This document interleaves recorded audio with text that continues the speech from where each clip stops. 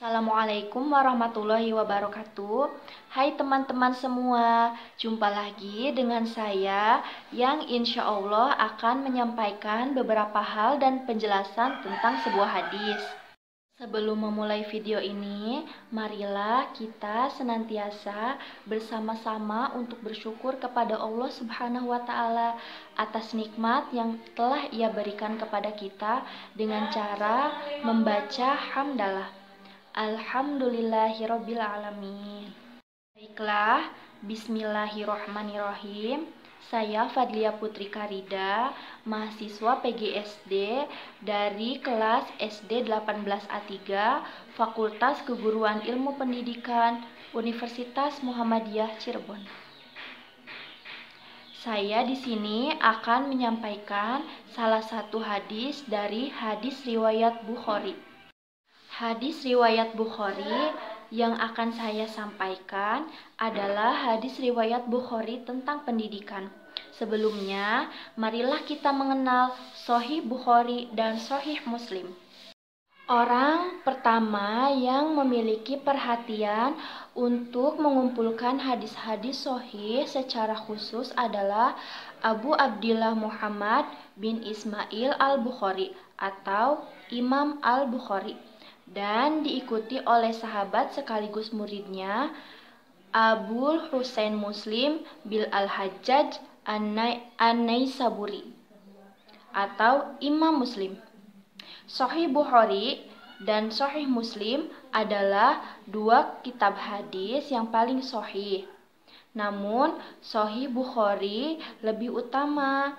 Pasalnya Imam Bukhari hanya memasukkan hadis-hadis dalam kitab sahihnya yang memiliki syarat sebagai berikut. Syaratnya yaitu: pertama, perawi hadis sezaman dengan guru yang menyampaikan hadis kepadanya. Kedua, informasi bahwa si perawi benar-benar mendengar hadis dari gurunya harus valid.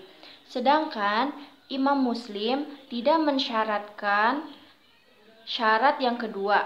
Yang penting perawi dan gurunya sezaman itu dianggap sudah cukup. Untuk jumlah hadis sahih dalam Sahih Bukhari dan Muslim, Ibnu Salah mengatakan bahwa hadis sahih dalam Sahih Al-Bukhari berjumlah 7.275 hadis dengan pengulangan. Jika tanpa pengulangan berjumlah 4.000 hadis. Sedangkan dalam Sahih Muslim tanpa pengulangan berjumlah sekitar 4.000 hadis. Baiklah, selanjutnya saya akan membacakan hadis riwayat Bukhari tentang pendidikan. Hadis tersebut ialah: Bismillahirrahmanirrahim. Ana Abdillah bin Umar bin al-As qala Rasulullah sallallahu alaihi wasallam, inna allaha la yaqbidul alimu i'tiza ayyaji'uhu minan nasi walaki yaqbidul ulama'u hatta idza lam yatraq aliman ittakhadhan nasu ru'usa jahla fas'alu faftu. Akhrajahul Bukhari bighairi ilmi fadallu wa adallu.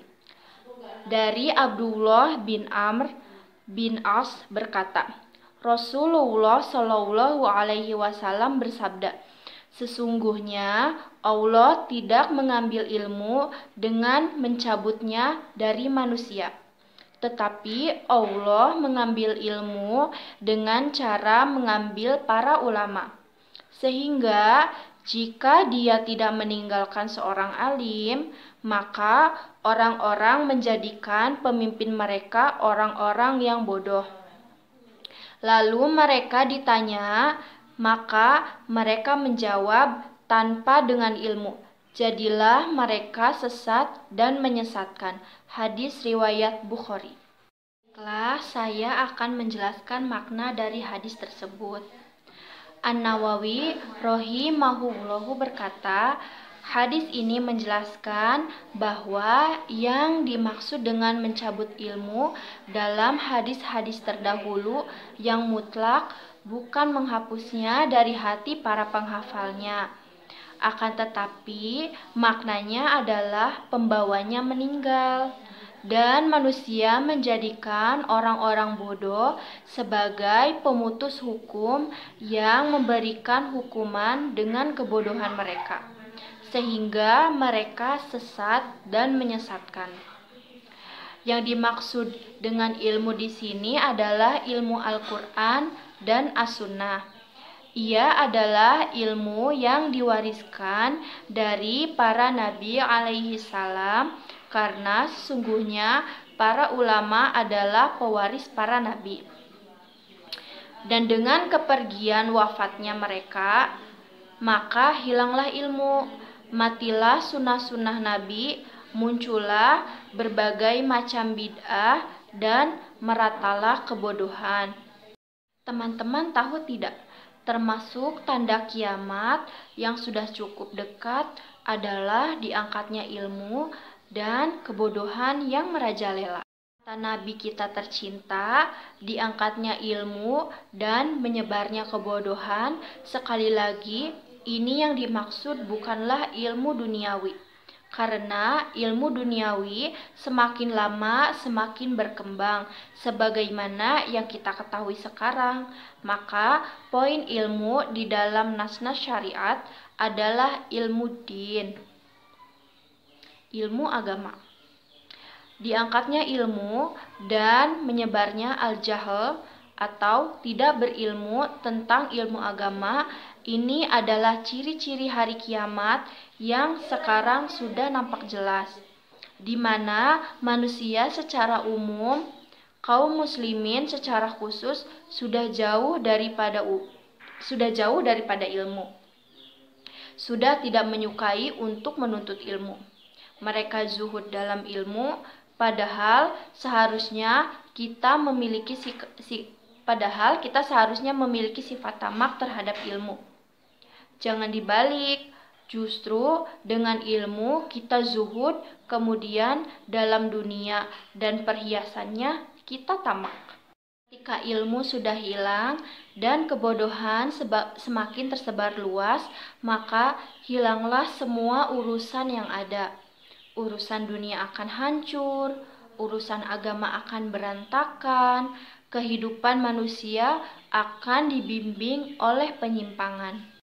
Sungguh, setiap kehancuran itu disebabkan karena terangkatnya ilmu. Lihatlah, ketika sebagian dari kita tidak mau mengambil ilmu sebagai pedoman hidupnya, enggan merujuk kepada Al-Quran dan As-Sunnah sebagai sumber ilmunya, malah kebanyakan manusia saat ini menjauhi sumber ilmu yang hak, kebenaran dari Tuhan pencipta langit dan bumi, dan beralih kepada sumber kebodohan. Entah itu bertaklid buta atau berpedoman kepada tokoh-tokoh yang jauh dari ajaran Al-Quran dan As-Sunnah. Pada akhirnya, kehidupannya pun jauh dari irsyad, petunjuk. Maka dari itu, wajib bagi kita untuk senantiasa menuntut ilmu, merujuk pada Al-Quran dan As-Sunnah di atas pemahaman para salafus soleh, generasi awal umat ini, generasi terbaik. Tidak ada manusia yang lebih baik dalam mengamalkan din melebihi para sahabat. Kenapa? Karena dari merekalah Islam sampai kepada kita.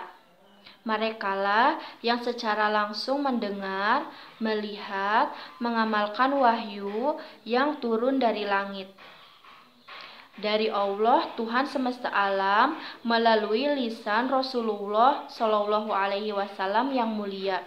Karena tidak mungkin setelah Rasulullah Shallallahu Alaihi Wasallam wafat, syariat Islam sampai kepada kita kalau tidak melalui jasa mereka, yaitu para sahabat. Merekalah wakil-wakil Islam karena mereka telah mendapat jaminan langsung dari Allah, keridhaan langsung dari pemilik segala apa yang ada di langit dan di bumi. Teman-teman, mari kita semakin semangat untuk menuntut ilmu, menyebarkan, dan mengamalkannya. Karena hilangnya ilmu agama merupakan tanda-tanda akhir zaman dan dekatnya zaman fitnah. Teman, saya memohon maaf bila ada kesalahan dalam penyampaian materi atau dari ucapan saya, karena saya pun masih dalam proses belajar.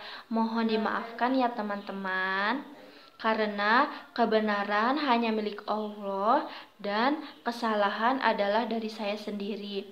Semoga kita selalu diberikan kesabaran dan semangat dalam menuntut ilmu ya teman-teman. Sekian dari saya. Wabillahi taufiq walhidayah.